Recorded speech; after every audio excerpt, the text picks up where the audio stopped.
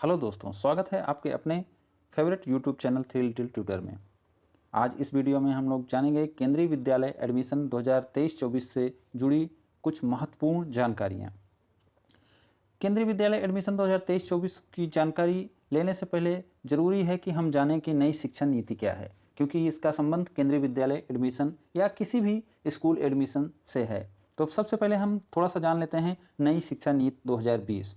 तो नई शिक्षा नीति 2020 में भारत सरकार द्वारा लॉन्च की गई थी, जिसमें 5+3+3+4 का फार्मूला लागू किया गया। ये 5, 3, 3 और 4 क्या है, इसको भी थोड़ा सा समझ लेते हैं। तो 5 साल का जो ये 5 है, जो ये 5 साल का पीरियड है, ये प्री प्राइमरी का पीरियड है, जिसमें क्लास 1 से नीचे की 3 कक्षाएं प्लस क्लास 1 और क्लास 2, मतलब टोटल 5 साल का ये पीरियड है, जिसे प्री प्राइमरी पीरियड कहा जा रहा है। उसके ऊपर क्लास 3, क्लास 4 और क्लास 5 यानी 3 साल का ये प्राथमिक पीरियड रहेगा। उसके ऊपर क्लास 6, क्लास 7, क्लास 8 ये 3 साल का उच्च प्राथमिक पीरियड रहेगा। इसके ऊपर का जो 4 ईयर का है, 4 साल का है, +4 जो दिखा रहा है, इसमें class 9, class 10, class 11 and class 12।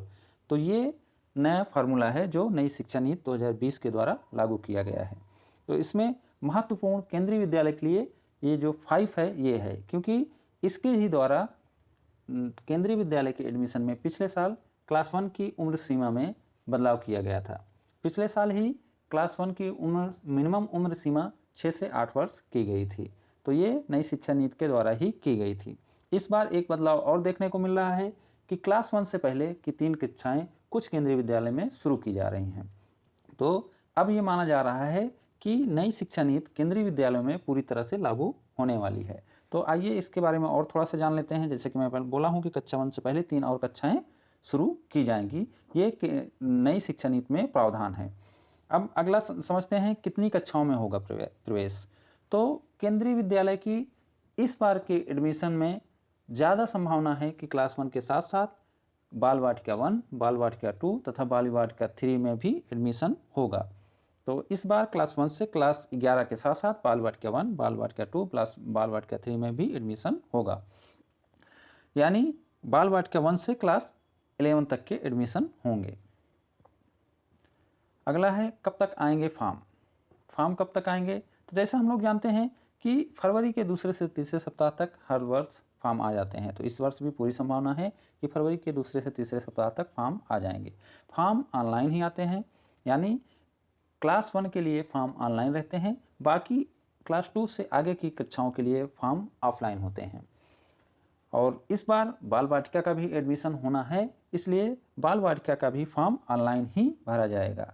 Form भरने का कोई शुल्क नहीं होता, इसके लिए कोई फीस नहीं निर्धारित है, यह बिल्कुल ही निःशुल्क होता है। और ये फॉर्म पूरे देश में एक साथ यानी सभी राज्यों में एक साथ आते हैं। क्या बाल वाटिका में होगा एडमिशन? यह एक महत्वपूर्ण प्रश्न है इस समय कि क्या बाल वाटिका में एडमिशन होगा। तो इसका उत्तर हाँ है, क्योंकि इसी सत्र 2022-23 में कुछ केंद्रीय विद्यालयों में बाल वाटिका की कक्षाएं शुरू की गई हैं। ये ट्रायल के रूप में है। अगर ट्रायल सक्सेस रहा तो अगले सत्र में पूरे केंद्रीय विद्यालयों में बाल वाटिका की कक्षाएं शुरू की जाएंगी। क्योंकि शिक्षा नीति 2020 लागू हो गई है, इसलिए इस बात की पूरी संभावना है कि अगले सत्र मतलब सत्र 2023-24 से सभी केंद्रीय विद्यालयों में बाल वाटिका की कक्षाएं शुरू की जाएंगी।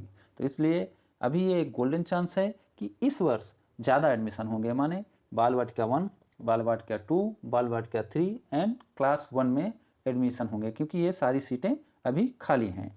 एडमिशन के लिए उम्र सीमा, अब ये जानना आप लोग के लिए बहुत ज़रूरी हो गया है कि अगर बाल वाटिका और क्लास 1 में एडमिशन होंगे तो उसकी उम्र सीमा होगी। तो इस टेबल में मैं आपको बताऊंगा कि किस क्लास के लिए कितनी उम्र सीमा होनी चाहिए। तो कक्षा और उम्र सीमा का टेबल है ये। इसमें बाल वाटिका 1 के लिए 3 से 4 वर्ष, यानी आपका बच्चा 3 साल से ऊपर और 4 वर्ष से नीचे होना चाहिए, मतलब 3 से 4 वर्ष के बीच में होना चाहिए उसको उम्र।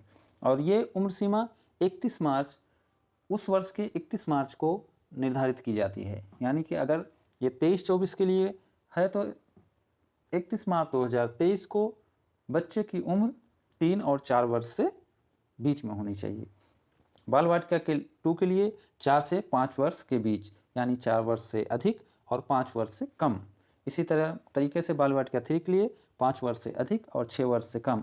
इसी तरीके से क्लास 1 के लिए 6 वर्ष से अधिक और 8 वर्ष से कम।